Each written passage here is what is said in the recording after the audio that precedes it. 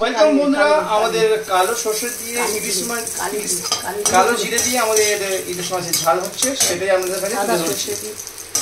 তো সঙ্গে একটু কাঁচা শুকনো লঙ্কা দেওয়া হলো,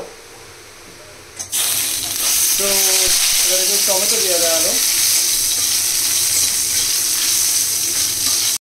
তো বন্ধুরা, এবং কাঁচা সর্ষে দিয়ে কাঁচা লঙ্কা আর কালো সর্ষে দিয়ে ইলিশ মাছের ঝাল হচ্ছে। এবার একটুখানি হলুদ দিয়ে দেওয়া হলো। তো আমাদের কষা হয়ে গেছে, একটুখানি জল দিয়ে দেওয়া হচ্ছে। একটু করলে বা তেতো হয়ে যাবে না জানি না।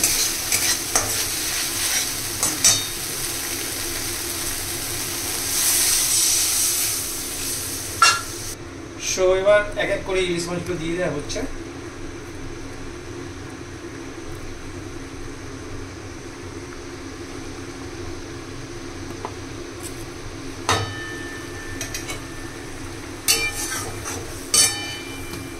আমাদের হচ্ছে একটু ফুটে গেলে ইলিশ মাছের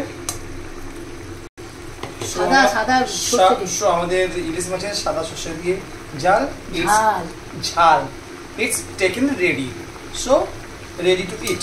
Thank you for watching our video.